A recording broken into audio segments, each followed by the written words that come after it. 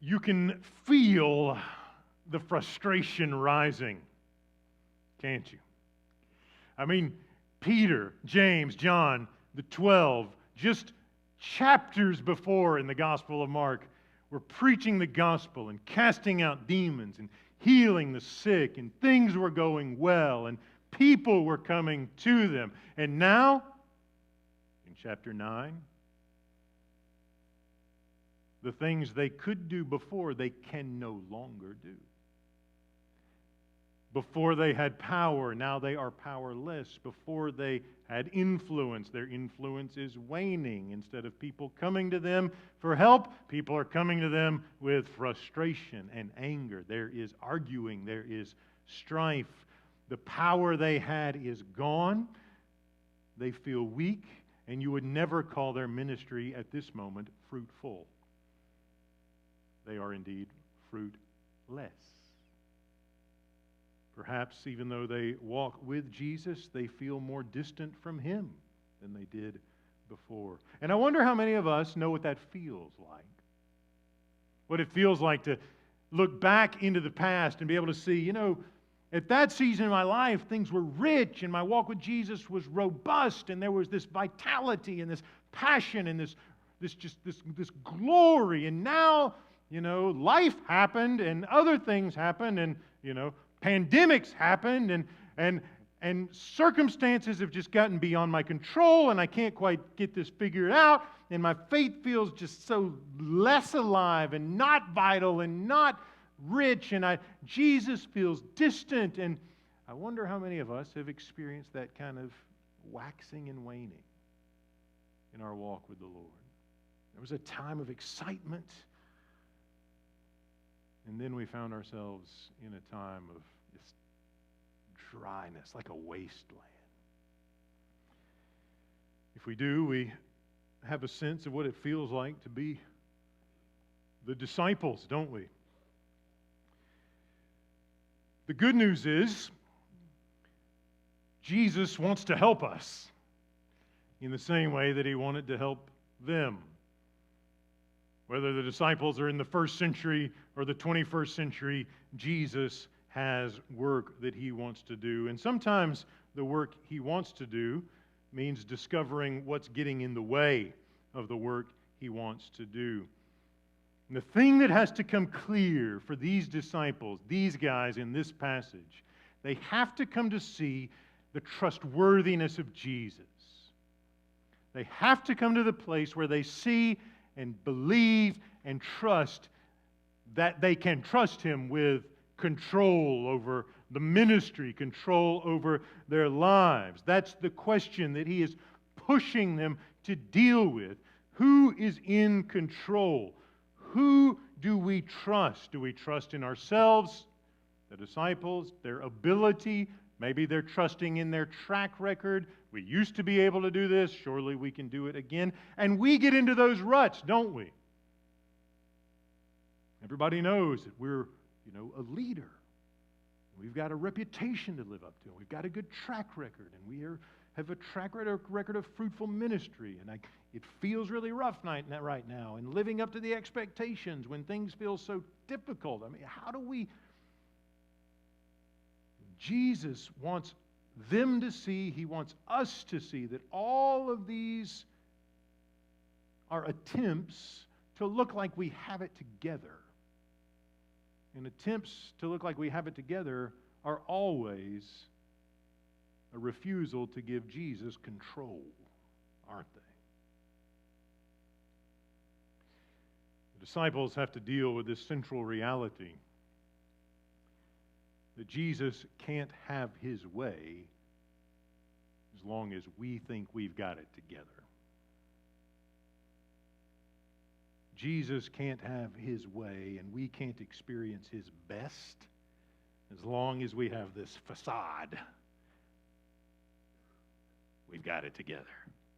We're good. We can handle this. So we start with the Transfiguration. Peter, James, John, the inner circle, are off with Jesus, going up a mountain. Almost a week has passed since that moment where Jesus and Peter go head to head, kind of an in this corner Jesus, in this corner Peter. Somebody gets called Satan. It's just flying off the handle. Things are going crazy. A little bit of time has passed. We've heard this crucial declaration that Jesus is the Messiah. We've discovered that it doesn't mean what Peter thinks it means. And now we're going to get some more information on what it actually means. And that information comes on a mountain. And this mountain ends up being what C.S. Lewis called a thin place. Maybe you've experienced a thin place. For Lewis, thin places were places where we had experiences and places where, like, the curtain, the veil between heaven and earth feels a bit thin. Maybe it's a place where Jesus made himself known to you uniquely. Maybe it's an altar in a sanctuary where you first felt the joy of communion with Christ and the forgiveness and reconciliation that he brings.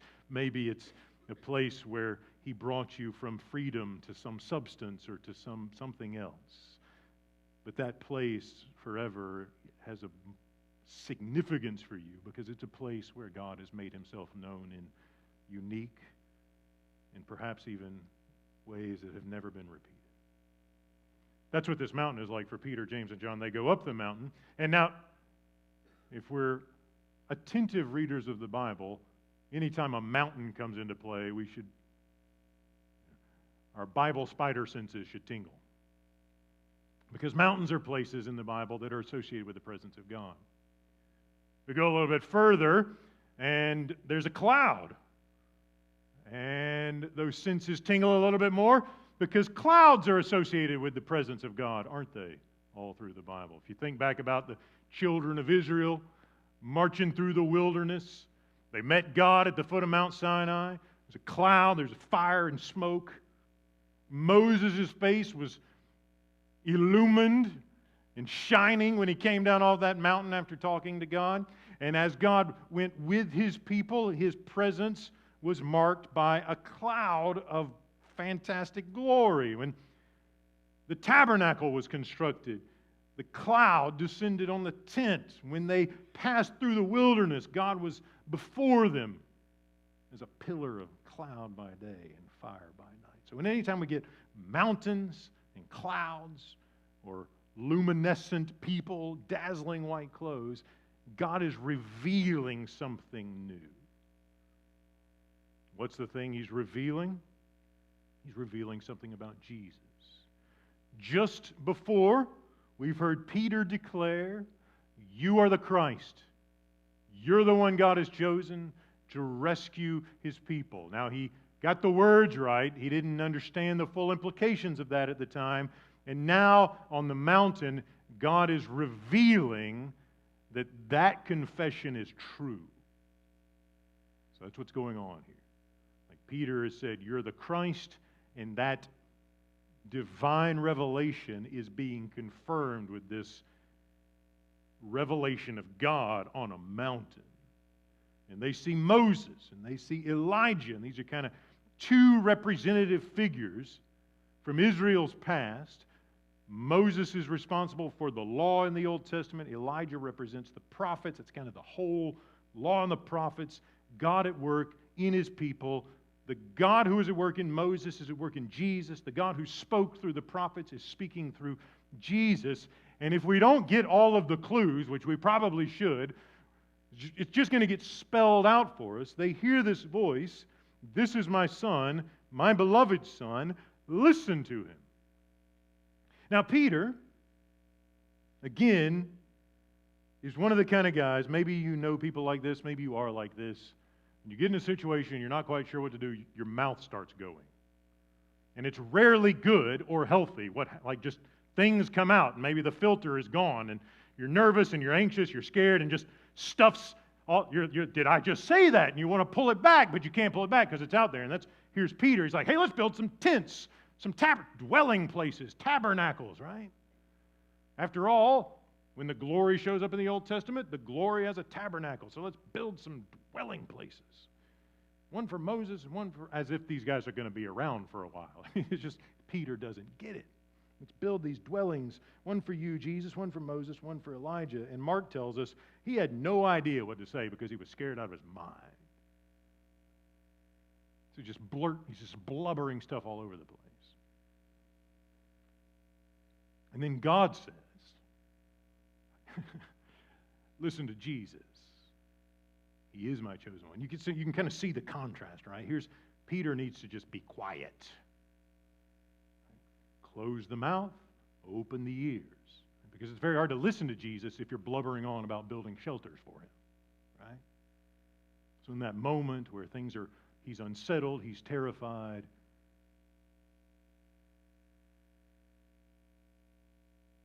don't try to handle things, Peter, by coming up with hey, I don't know what to do, let's have a building project.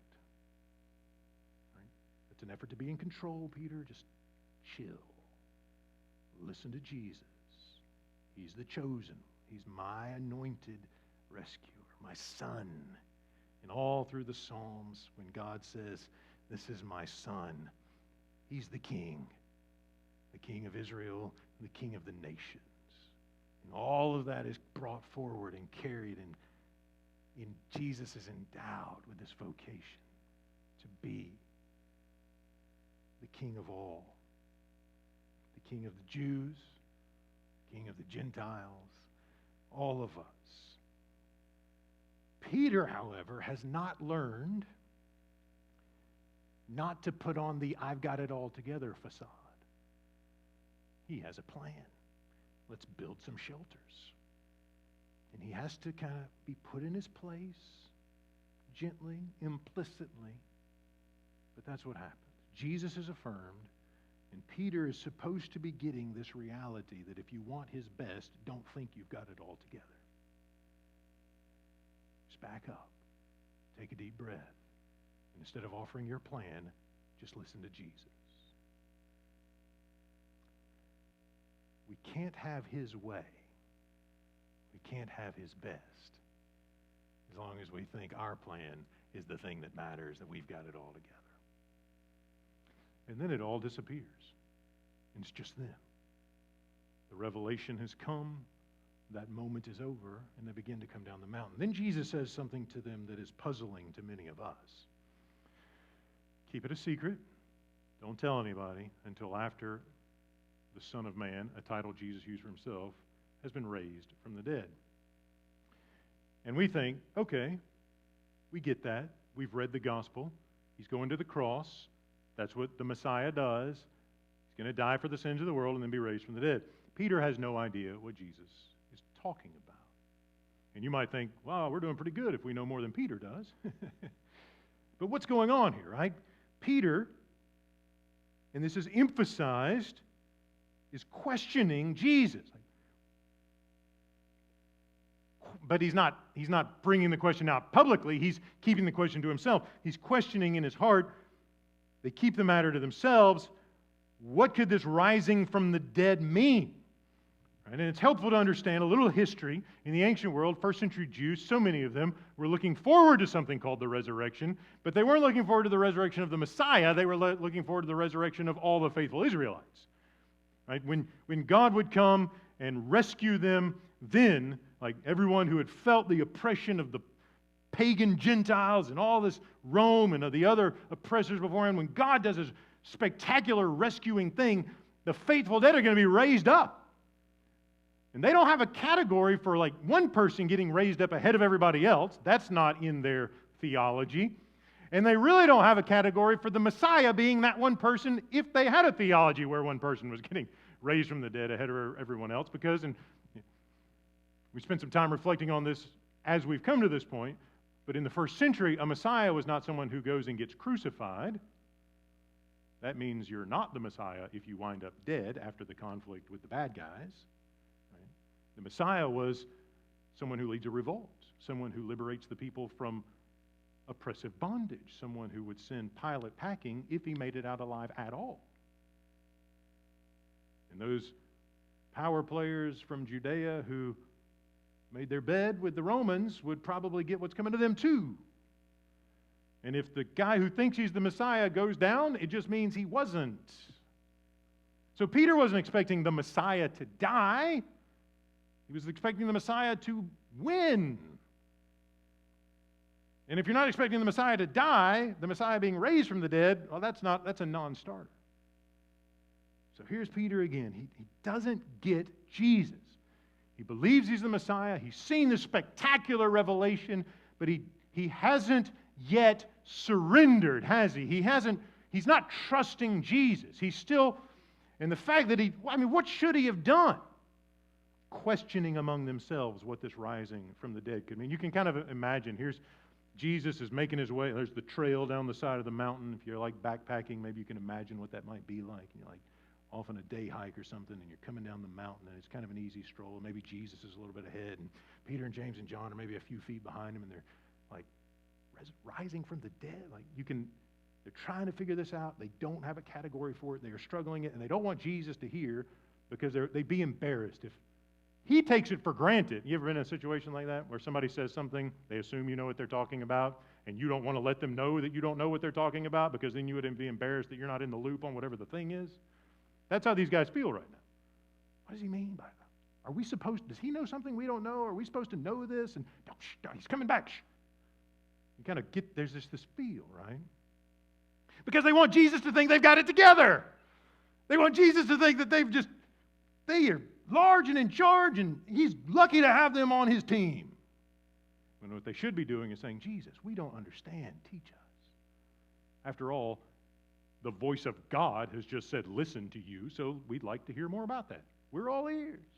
But you never hear the disciples going, hey, Jesus, we're all ears. Would you please teach us, instruct us? Instead, they've got questions. They keep their questions to themselves, and they try to handle it. You ever try to handle it? Well, Jesus' way is the best way, and we can't have his way until we learn we don't have it together. So just these little clues all through this passage that these guys have not yet surrendered to Jesus' way. And they're missing out on his best because they think they've got it together. They catch up with the rest of the guys, and there's a crowd. And we're accustomed to the crowds because they're following Jesus and his disciples all over the place. But this crowd's a little different, isn't it? Because there's a conflict. Seems like every chapter in Mark has a new conflict, doesn't it? There's an argument happening. So Jesus naturally says, hey, what are you guys arguing about? And this one guy comes out of the crowd, and he is not happy with the disciples because he sought them out. He had heard about their signs and wonders, and they're with Jesus, and he's a miracle worker, and his son had been possessed by a demon for a very long time, and the thing tried to kill him and kept him from speaking and would throw him into the fire to try to burn him, and the water to try to drown him. And you can imagine, especially, if your kids have ever been in a precarious or dangerous situation, you know how painful that is, don't you? You know you want to rescue, but you know you don't have what it takes to do it. You don't have it all together. You're not in control, and you're watching the world spin out of control, and you want to fix it, and you can't fix it. And the pain that your child is suffering is compounded by the fact that you can't do a thing about it. And so this guy is here, and he's coming to Jesus, and he's in desperation, and he thought it was going to get fixed, but Thaddeus doesn't know what he's doing anymore.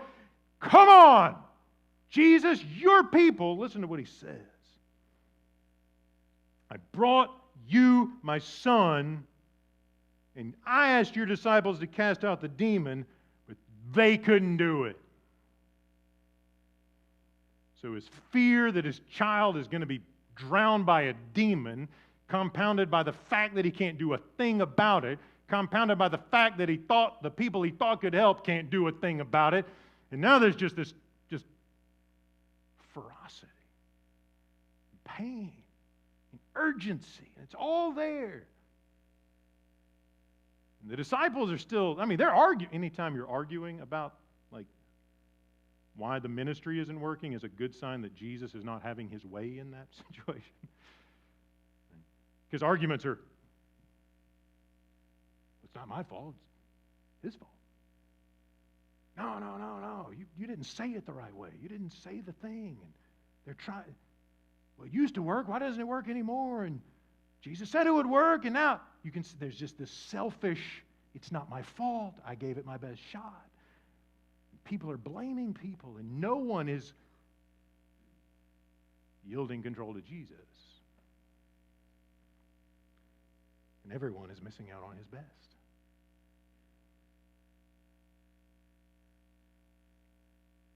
Jesus, again, you see his just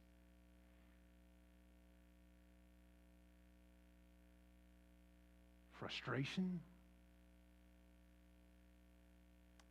You faithless generation, how much longer must I be among you? And it feels like Jesus saying, like, we've spelled it out so plainly. What the kingdom is like, what God is like, what I want to do. You guys are so consumed with looking good and having the power, all of these things. And it's faithlessness. Faithlessness. And that invites us to think about the nature of faith, right? Because we throw that word around a lot, and I think we all think we know what it means, but do we, like, what does Jesus want? Sometimes if you watch some preachers, faith is like a magic bean, and if you have enough of it, you'll get whatever you want. It's like a seed. You just plant the seed of faith, and if you have enough of it, then blessings from heaven will rain down on you. And if you're not having blessings from heaven, then you must not have enough faith. It's not what Jesus is talking about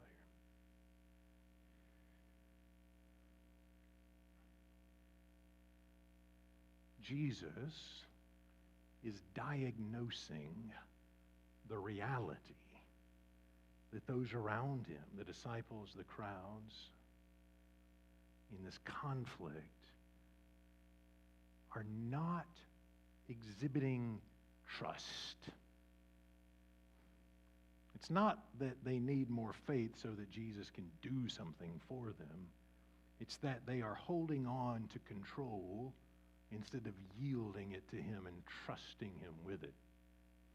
The Greek word translated faithless could be you untrusting generation. You unbelieving generation. Why don't you trust me? Why don't you have confidence in me?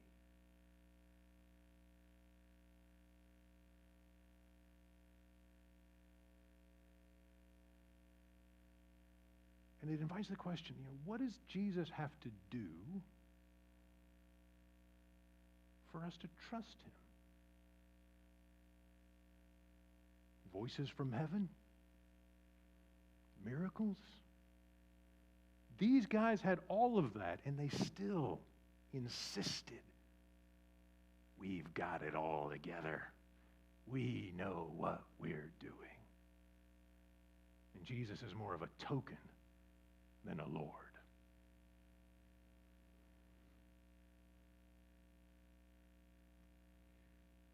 Faithlessness is only faithlessness because it doesn't trust Jesus to do what none of us can do. That's where faith comes in. Faith is saying, Jesus, I don't have what it takes. I don't have it all together. I don't have control. I trust you. I believe that you do. I trust you to do what I'm unable to do. That's where the cross, that's where the story's going. Jesus, who ransoms the world with his blood, he's the only one who can. And when we come to faith in him, it's not a formula. It's not a process where if you tick this box, you get that result. It is a self-humbling, I don't have what it takes to forgive my sin. I don't have what it takes to shine your light in my heart. I don't have what it takes to turn my anger and fear and anxiety and frustration and just rebellion into love and glory and holiness. Jesus, I don't have what it takes, only you do. Won't you do something about it? Faith is saying, Jesus, I don't have it all together. Any attempts to control my circumstances were a facade. I trust you. And that's what this daddy says. I mean, he's trusting Jesus somewhat. He's there, right? He showed up. Here's my kid. I can't fix my problem. I need your help. And so he says, I believe, Jesus. I believe. But wherever the deficiencies are that I don't know about, you've got to do something. I believe. Help my unbelief. I trust you. Help me in the places where I've not yielded trust to you. I have faith. Help me where I'm faithless. And there's this rich, lovely humility there, isn't it? I mean, he's coming to Jesus. You're here. You're in the room. You're watching the live stream. You want Jesus to be at work. But even in that coming, there are places in all of our hearts where he's not Lord. And he's saying, won't you yield that control to me now? And if you do, the riches of the kingdom of God, my best, my way, Jesus says, will flood your life. Jesus can't have his way as long as we think we've got it together. And friends, there is immense cultural pressure to look like we've got it together. Especially right now. And I'm pretty sure that the Lord Jesus Christ is trying to make sure all of us know that none of us have it together. Like none of it. If there were ever a moment where we should know we are not in control, like 2020 is the moment, isn't it?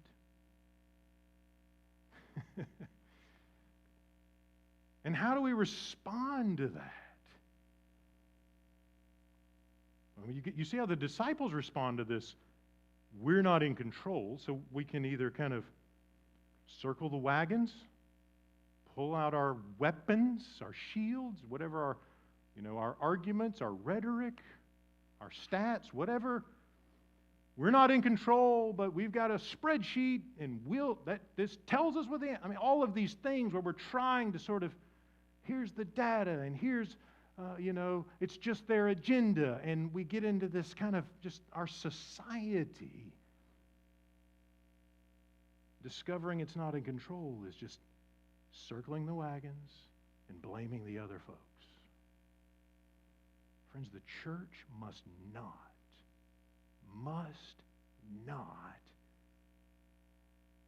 fall to that nonsense. Jesus is Lord regardless. Jesus is Lord in the pandemic. Jesus is Lord over all things, regardless of whether civic authorities acknowledge him or not. He is Lord. He is in control. And we are not. And the most important thing we can discover in this weird year is that truth. Jesus is Lord. I am not. He upholds all things with the power of his right arm. I do not. So when things fall apart, if we kind of slide back into our little hovels or our groups and just blame the other side, right? That's what the disciples do, not the right response, is it? What is the right response? Well, that's hey, Jesus, now that we're alone and you've fixed the problem, why couldn't we do it? They go into the house, privately, Mark tells us, because they sure aren't going to show the humility, Jesus, would you teach us out here in front of everybody, right? Now, that would have been a good thing if they'd been in front of the crowds and said, hey, Jesus, why can't we do this? Can you teach us some things? Great learning opportunity, a little on-the-job training. Here's a kid that needs to be healed. We clearly aren't doing a good job. We want to trust you. Teach us some stuff, and let's turn this disaster into a constructive discipleship experience. Is that what they do? That's not what they do. Right? Because they're prideful. And they do not want everybody else to know what they don't want to admit what everybody else already knows, that these guys don't know what they're doing. They think they do, they don't. So they go in the house. The boy's fine now. Jesus has rescued him, brought him to lively, vital health. They go into this house, and one of these guys, we're not told which one, the disciples kind of collectively say, privately, where no one else can hear them and know how, not apt they are, why couldn't we do it? Notice they're still entirely self-oriented here. Even at this point, they're not saying, thanks be to God, Jesus, for the work that you've done. They're saying, why couldn't we do it? We, us. Here's our focus. And Jesus responds, this kind can come out only through prayer.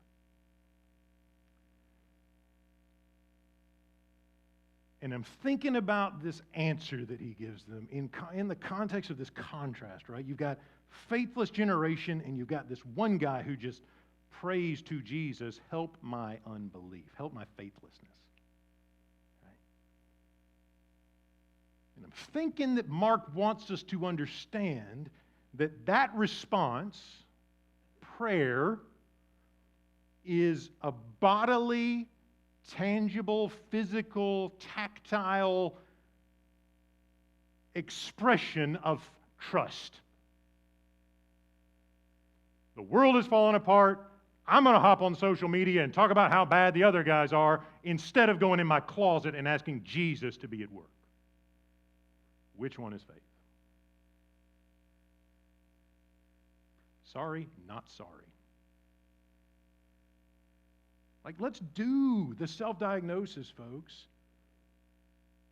The world, they don't know it, but they need the church to be in the closet on our knees. Weeping, praying, interceding over the brokenness and the divisiveness. Not contributing to it, friends. Not contributing to it. Calling upon Jesus to heal it and redeem. And let his gospel go forward and his church be holy. Filled with the love that took Jesus to the cross. That's what these guys are not doing when they're arguing. It's not my fault, it's their fault. How about we are inadequate, Jesus? We are not in control. We want your best. We surrender. And what does this prayer look like?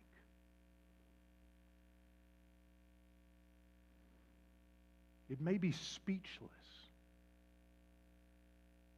There are times, friends, when I found myself wanting to pray and not knowing how to pray, and just there's just this. Sometimes maybe you've experienced this groan, just inarticulate pain in the midst of that prayer, and that in that writhing, groaning sorrow, there is an invitation for Jesus to be at work with his wisdom and his grace and his perfectness. Sometimes prayer is just praying the Lord's Prayer. Your kingdom come, which means we're not in control. We don't have it together. Forgive us our trespasses. That means we don't have it together. Sometimes prayer is confessing our sin. Lots of times prayer is confessing our sin. Prayer is praying for our enemies instead of blasting them on the internet. Right? This is what Jesus calls his people to do. And if we don't do it, we're not his people. It's that simple. The disciples here, they are not where they need to be. And if you'd asked John Wesley, what is Christian faith? He would have said, it's not the faith of the disciples before the resurrection. Why? Because clearly they are not trusting Jesus here. They're doing something, but that kind of full reliance on Him doesn't come till later. And that, friends, is, of course, why I have hope. And why we can all have hope. Because Jesus, it becomes very clear with Peter's story and the other disciples who are just a disaster. You read on past Mark into Acts, Jesus uses people who don't have it all together to fill the world with His gospel. It takes some surrender, doesn't it? It takes saying, Jesus, I don't have it all together. But when that moment comes, all of a sudden, that's when His power comes. That's when the people of God are able to embody all of His beauty and all of His glory, despite the fact that we are disasters. And I think God takes joy in that.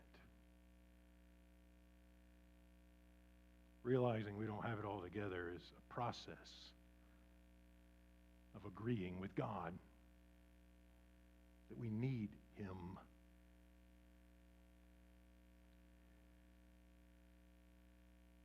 This world will do everything it can to shame people who appear not to have it all together.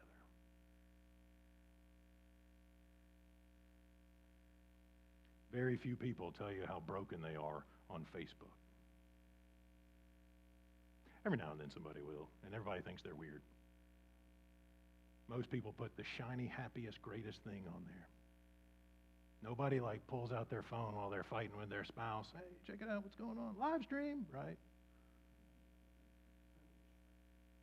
Because we want to look like we've got it all together, and society says you've got to look like you've got it all together. So here is a platform where you can show everyone your fancy new profile pic and your lovely new outfit and your, whatever it is, right? So that the world will think you got it together. And Jesus is saying, come to me and confess the fact that you don't have it together. And then, right, with that prayer, help my unbelief. Jesus says, then, and then, you will experience my riches. As long as you hold on to your agenda, your control, it's very hard for Jesus to be Lord. So let's not lose hope. If Peter and the other apostles can become the foundation of the church, Jesus can use a bunch of ragamuffins like us to fill the world with His beauty.